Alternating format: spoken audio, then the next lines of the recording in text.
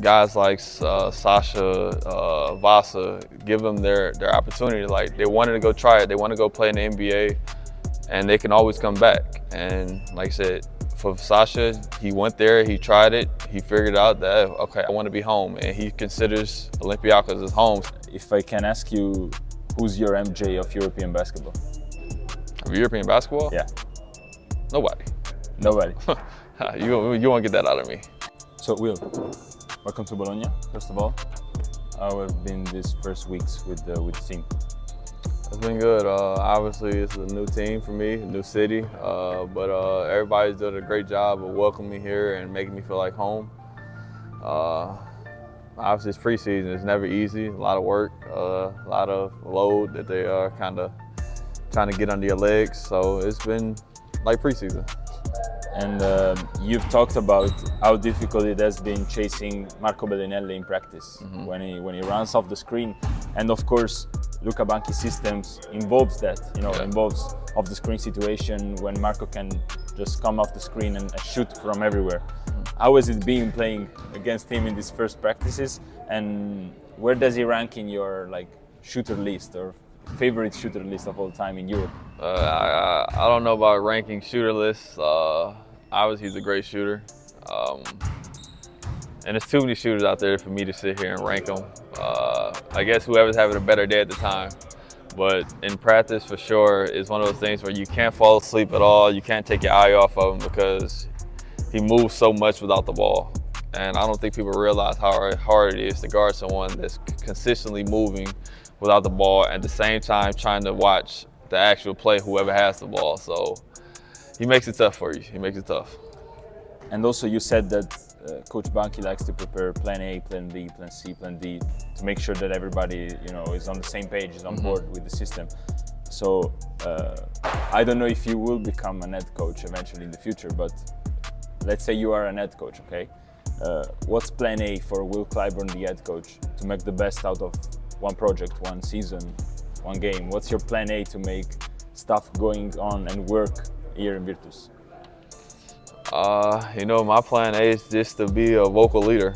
Obviously, I'm one of the older guys. I'm one of the more experienced guys. Just try to bring that type of experience and leadership to the team. That's probably the main thing. I feel like everything else will fall in place. Basketball is something I've been doing my whole life, so scoring, rebounding, defense is something that I was brought up on. So I think that's just gonna come natural, but the other things are more important, like me helping the younger guys out, me helping the new guys that are into EuroLeague. Just being a vocal leader is probably the most important right now. So that'd be plan A for me.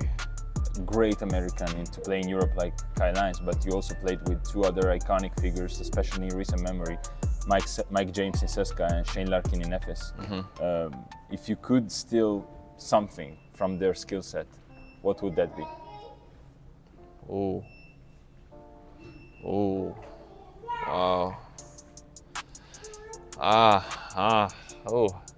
They're very similar, so it's tough to say. For sure, Shane's speed. Obviously, both of them can score the ball at a high level, so I'm gonna take Shane's speed and Mike's explosiveness. That's probably it. Yeah, fair enough. Yeah.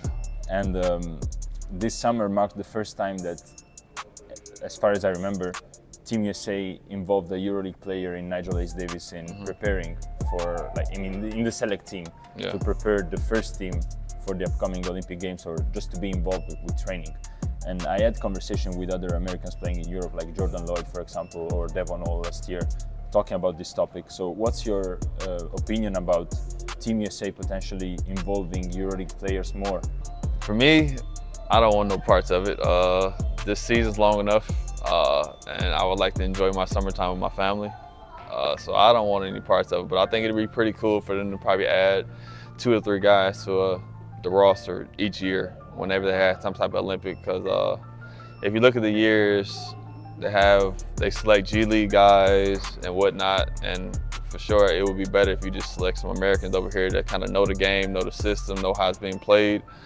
I'm not saying everybody's more talented over here or over there, but just knowing the game and the spacing is probably an advantage for the guys that have been over here a little bit longer.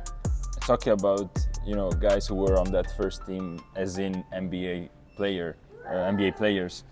In the past 2 years, and especially this summer, we've seen a lot of NBA players coming back to Europe or return to Europe.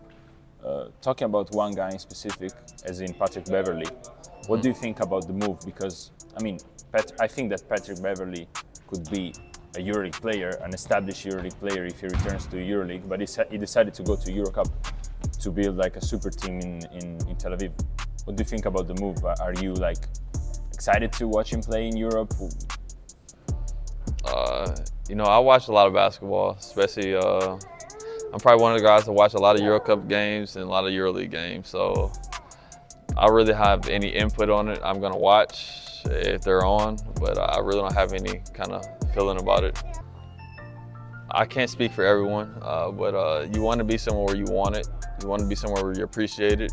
And I give guys like Sasha, Vasa, give them their opportunity. Like, they wanted to go try it. They want to go play in the NBA, and they can always come back. And like I said, for Sasha, he went there, he tried it, he figured out that, okay, I want to be home. And he considers Olympiacos his home. So that's one of those things where you rather do what's kind of best for you and your mental and what makes you feel better.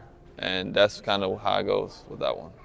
You said that there was a call from Toko and it became a no-brainer immediately. Can we talk about that call when it happened?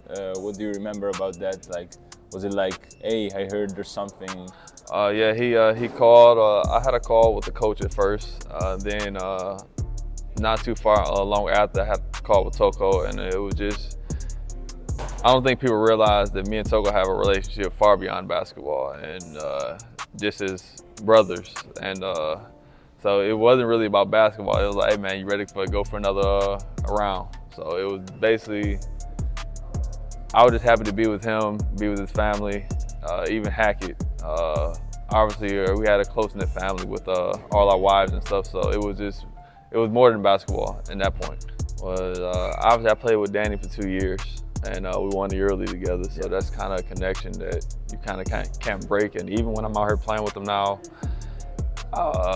it's natural.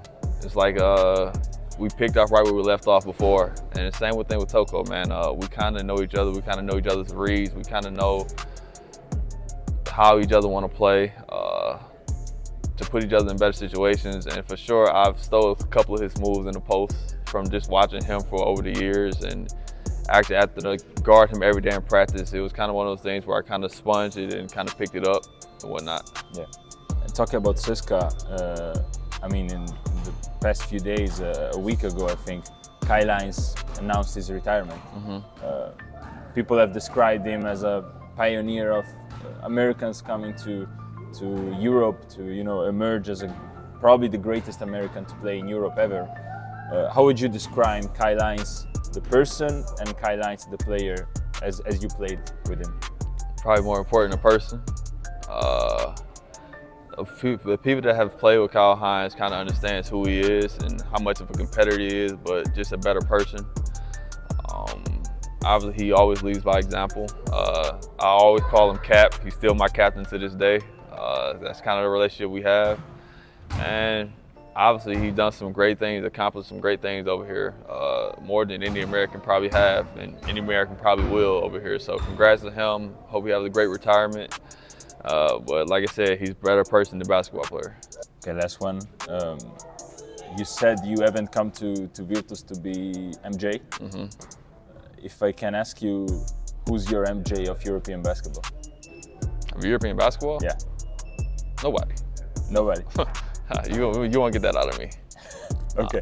Nah, nobody. I don't see anybody being that just wow. No. I don't got that one.